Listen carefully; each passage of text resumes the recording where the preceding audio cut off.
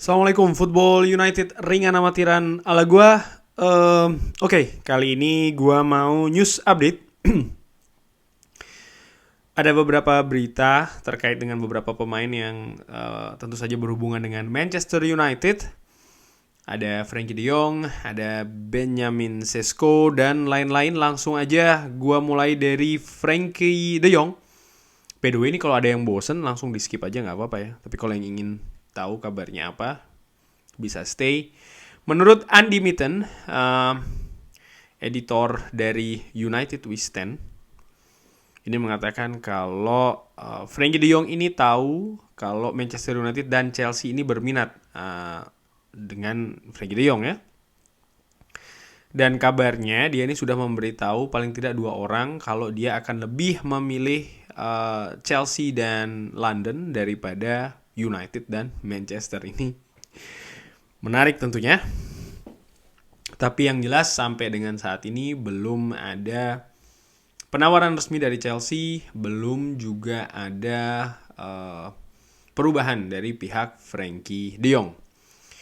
Kabar selanjutnya, David Ornstein dari theathletic.com atau dari harian The Athletic. Ini menurut gue salah satu media yang cukup bisa dipercaya berita-beritanya, The Athletic.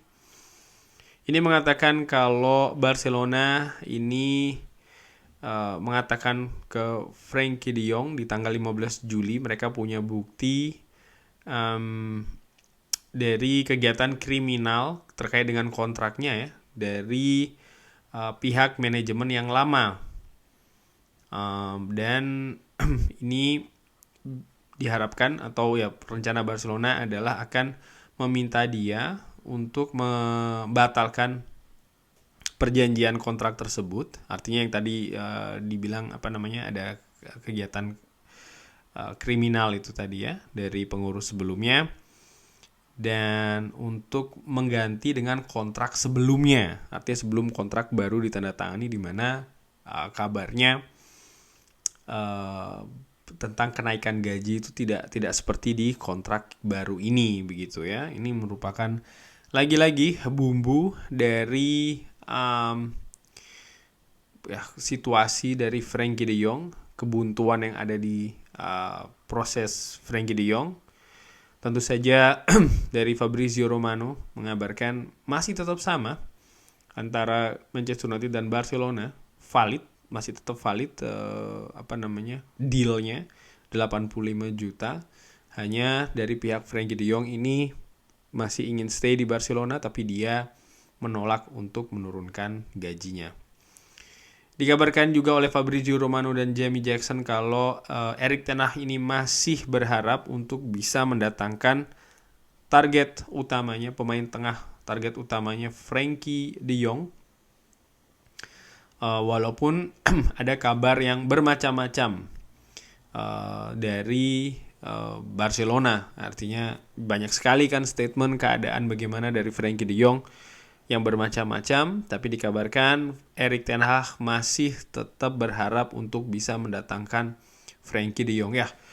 Menurut gue begini ya, dulu ketika dua calon manajer Pochettino, Erik ten Hag, banyak pendapat mengatakan lebih baik Erik ten Hag karena faktor A, B, C, D ya kan yang lebih baik lagi.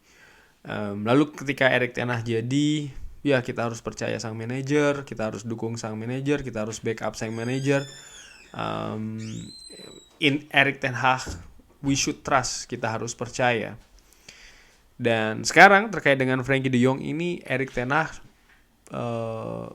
menganggap Frankie De Jong ini adalah buruan utama. Bahkan permainan dari Manchester United ini akan berdasar atau fundamentalnya, pondasinya tuh ada di seorang Frankie De Jong yang walaupun proses transfernya ini masih berlarut-larut. Nah, kalau menurut gue sih, ya pendapat boleh beda-beda gak apa-apa ya. Tapi kalau menurut gue, ya gue percaya, gue dukung Erik ten Hag. Jadi apapun yang dia mau, ya harus dipenuhin. Termasuk juga seorang Frankie De Jong ini. Gue tahu memang ini berlarut-larut, tapi menurut gue selama Erik ten Hag belum ada alternatif lain atau mengatakan ada, ya sudah cukup dengan Frankie De Jong dan mengalihkan perburuannya ke pemain lain, ya gue tetap masih bersama dengan Erik ten Hag. Walaupun gue secara pribadi tentu saja gue juga punya pendapat lain ya, pemain tengah yang mungkin posisinya sama kayak Frenkie de Jong, si A, B, C, gue sempat bikin videonya juga. Dan statement gue terakhir masih tetap sama. Apapun yang diinginkan oleh Erik ten Hag sesuai dengan planningnya, itu yang gue tuju, itu yang gue dukung ya. Todd Boyle dikabarkan ini memanggil Frenkie de Jong beberapa hari yang lalu untuk meyakinkan dia untuk bergabung di Chelsea. Tapi sang pemain mengatakan tidak karena dia masih ingin stay di Barcelona. Nah, ini dia eksklusif dari Fabrizio Romano mengatakan kalau Benjamin Sesko yang dikaitkan juga dengan Manchester United ya, akan masih tetap stay sampai dengan musim panas 2023. Jadi Red Bull Salzburg ini menolak proposal untuk musim panas ini, dan Sesko juga dikabarkan happy untuk stay 1 tahun lagi di di Salzburg. Setelahnya nanti Leipzig akan jadi tujuan selanjutnya di tahun 2023. Wow, jadi ya sesama grup Red Bull ya. Bagaimana menurut pendapat gue, Sesko? Gue sudah pernah katakan kan di video gue sudah pernah ulas, pemain ini bagus. Tapi harganya terlalu tinggi, 55 juta, 60 juta, 19 tahun. Oke, dikatakan dia memang masih punya talenta yang cukup bagus, tapi apakah talenta itu bisa dijadikan jaminan akan bersinar di Premier League? Ini kan juga masih harus dibuktikan karena usianya juga masih cukup muda banget ya, masih sangat hijau, 19 tahun.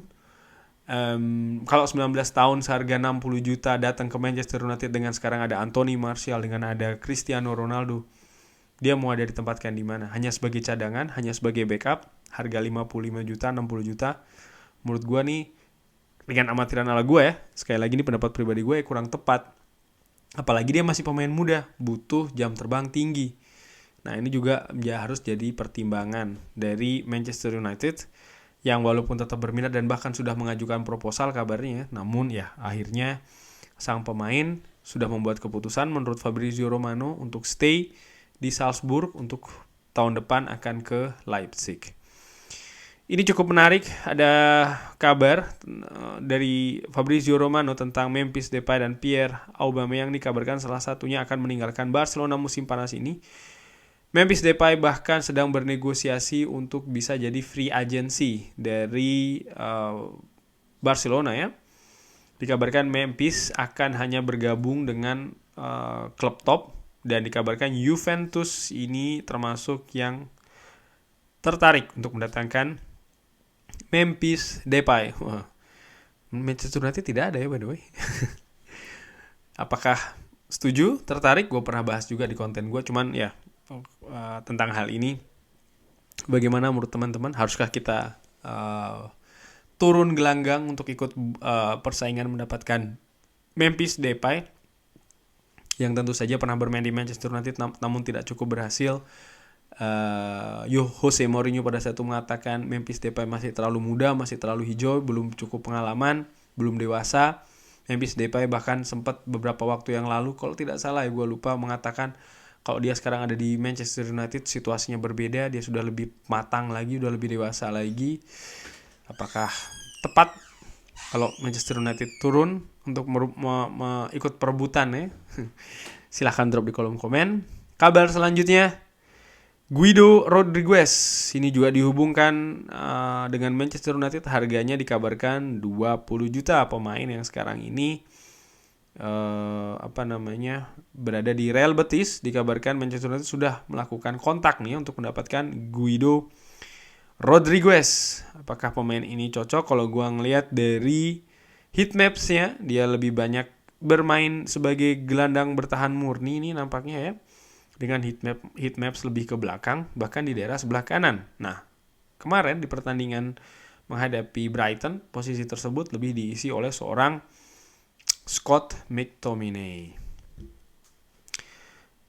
Ada kabar dari United Blog, dikabarkan kalau Manchester United dan Chelsea ini, kedua klub ini ditawarkan seorang Aubameyang. Walaupun gue juga masih belum yakin ya kabar ini benar atau tidak. Dikabarkan kalau pihak Old Trafford ini lebih dingin dibandingkan dengan Tuchel yang dikabarkan lebih terbuka untuk kemungkinan tersebut ya. Ya, Aubameyang gajinya cukup tinggi. Kemarin di Arsenal sempat ada konflik kabarnya dengan Arteta ke Barcelona. Ya, kalau menurut gue dengan amatiran so-so ya, masih belum menonjol-menonjol banget, walaupun kalau melihat 3-4 tahun yang lalu dia cukup krusial, cukup vital ya di Arsenal. Kalau menurut gue sih enggak ya untuk ke Manchester United. Nah, ini kabar terbaru juga, Manchester United dikabarkan sedang bekerja untuk mendapatkan Adrian Rabiot. Ini yang hari ini menurut gue cukup rame ini di Twitter, di sosial media. Kabar ketertarikan ketertarikan Manchester United dengan Adrian Rabiot, pemain Prancis yang sekarang bermain di Juventus. Dikabarkan Juventus juga ingin menjual pemain ini, jadi tidak akan jadi masalah ya. Nah, Fabrizio Romano ini kan mengambil dari artikel David Ornstein di The Athletic. Ini gue buka langsung artikelnya nih. Manchester United berusaha untuk mendatangkan Adrian Rabiot dari Juventus. Dikabarkan sedang bekerja ini ya, sedang berproses. Manchester United harus memutuskan apakah mereka akan menutup proses mendatangkan Frenkie de Jong dari Barcelona atau menunggu ya sampai jelas bagaimana ini keputusannya sebelum membuat keputusan tentang Rabiot. Mereka juga harus membuat persetujuan personal agreement dengan mantan pemain Paris Saint-Germain yang dikabarkan